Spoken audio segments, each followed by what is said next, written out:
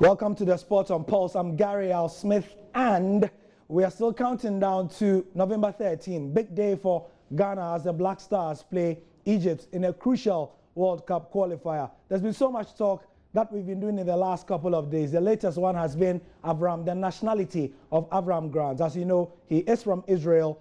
Israel and Egypt historically have had very fractious relations. However, in the last 40 years, a peace agreement has been signed, and so movement between the two countries has been easier. It's not the best, but it's fine.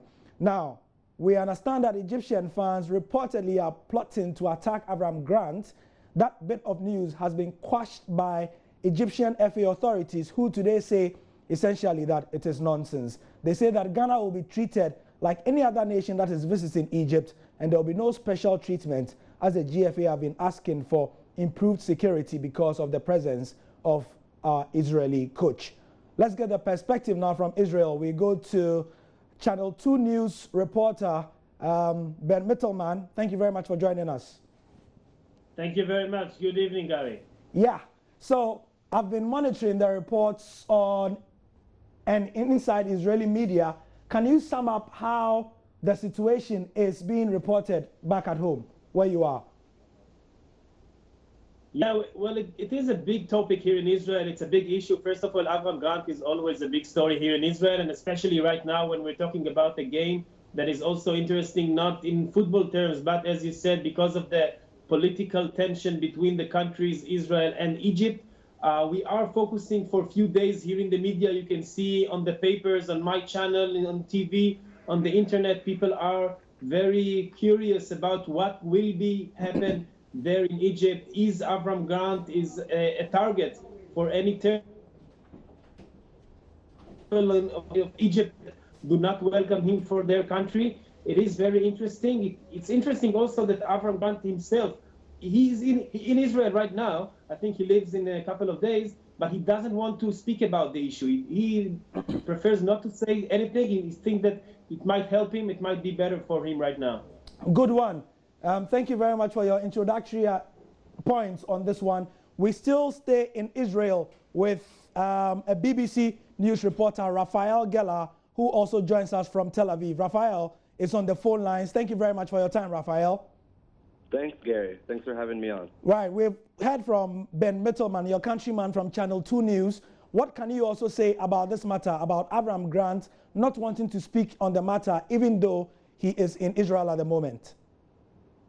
Look, I sent him a WhatsApp and just said good luck and hope everything stays, hope you stay safe. It's obvious he doesn't want to talk about it because he wants to focus on the match. He's a football manager. He doesn't want to focus on the politics. This has always been his policy when there's been issues like this, when he was in England and when he was in Serbia and so on and so forth. He wants to focus on football and, giving interviews to Israeli media or any media about what it's going to be like for him is not his style.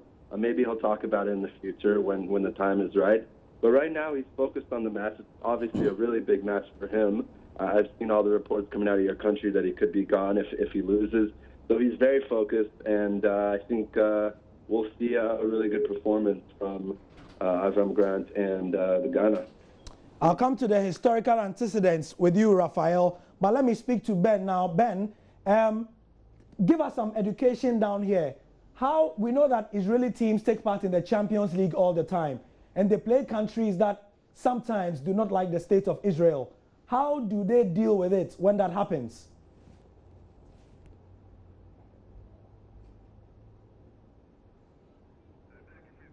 Ben?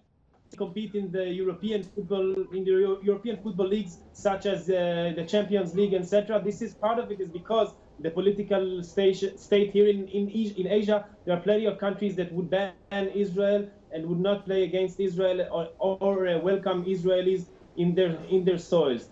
Specifically, if you're talking about Egypt, it's a very, very interesting topic, Gary, because as you said at the beginning, Egypt and Israel has a peace agreement for many, many years, but still in the field of sports, we feel like every once in a while, the tension is very, very high between the two countries. And the best example is this year in the Summer Olympics in Rio, there was a judo match between an Egyptian and an Israeli who came up at the end with the bronze medal. There was plenty of pressure on the Egyptian athlete to not even compete against the Israeli, to not respect the Israeli. At the end, there was a match. At the end, the Egyptian didn't shake hands with the Israeli at the end. It was a very big issue here in Israel, back there in Egypt, and it's some how the political tension between the countries is mixed over the sports.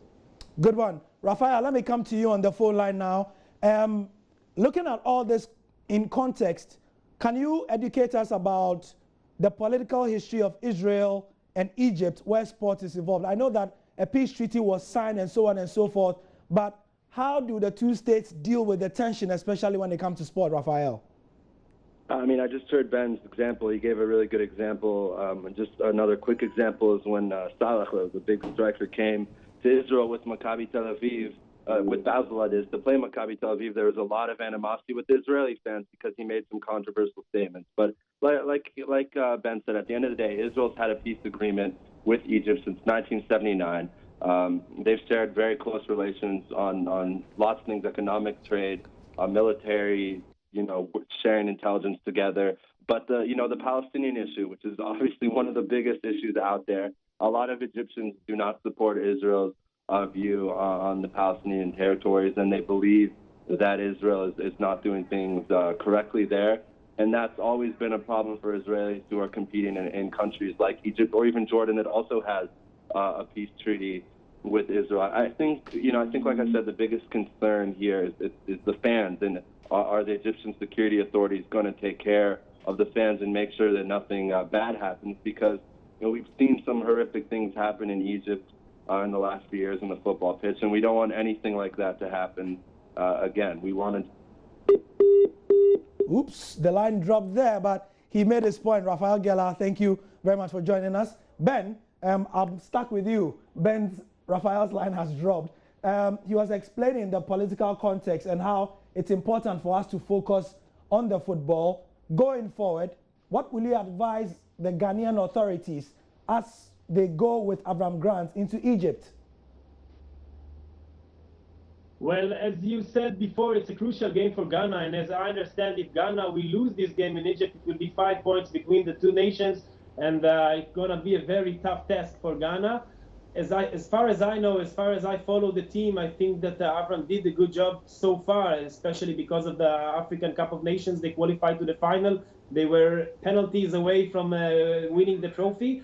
But I think that right now it is a tough situation, and I always follow you guys on Twitter, guys like you, other journalists from Africa, from Ghana, and I understand that there is a tension between the association and Grant, sometimes between the fans. They don't like his picks. They don't like some playing. I think it is a crucial game right now, and hopefully Ghana, the Black Stars, will come with something, will do such a score in Egypt that afterwards people will not talk about his future, but about the chances of going to the World Cup again. Right. Raphael is back on the line. Thank you very much for joining us again, Ralph. We are speaking about Avram Grant and him going into Egypt, but let's focus on the football now. How do Israelis look at him, especially in relation to how he has handled his job with Ghana so far? I mean, I think Israelis realize that being the manager of the Ghanaian national football team is a big deal. We've seen how successful Ghana has been in the World Cup, in the last few World Cups, and Israelis are proud that he's a really big, big influence in Israeli football. Whether it's his time in England, there's lots of people have lots of opinions, Gary, about his time in England. But the fact is, he kind of put Israeli football on the map when he went to England and had his time with Chelsea. At the same time, there's some people in Israel who say, well, Africa is not, even being a manager of a big African national team is not a big deal. Maybe it's time for her to go back to Europe.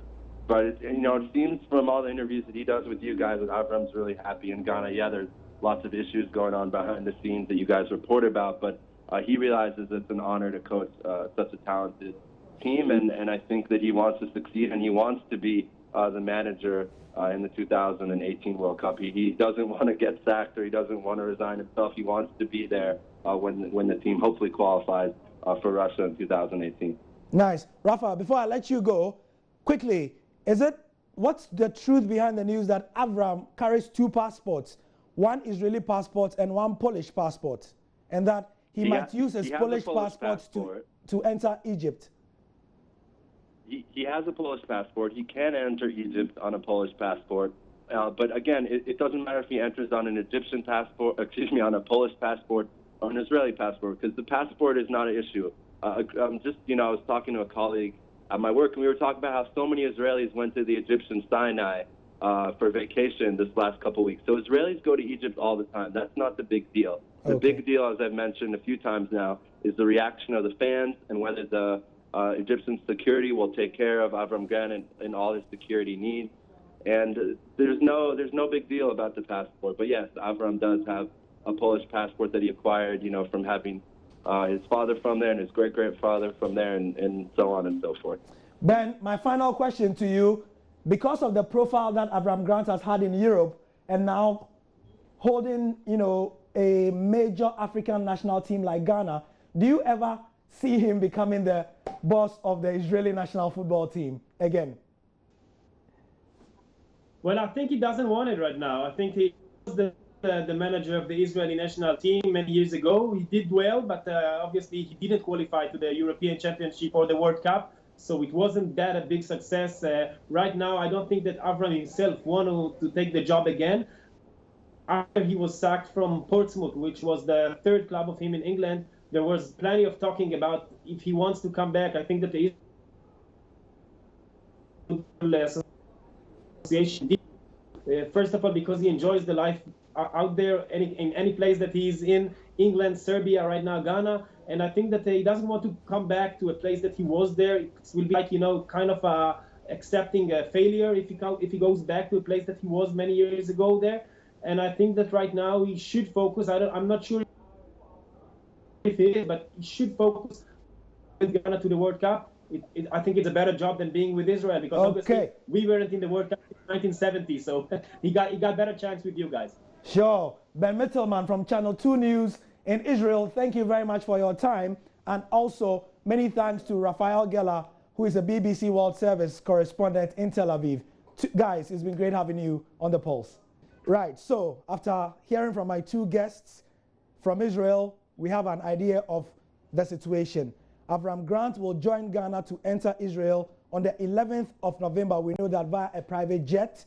No security measures, no special security measures will be given to Ghana because of Avram Grant. The Egyptian FA have confirmed that. And as our two Israeli guests have mentioned, Avram Grant entering Egypt for the Ghana game is big news there, but they don't expect any trouble because Israelis enter Egypt all the time. Many thanks for your time. That's the sport for now on Pulse. I'm Gary Al Smith.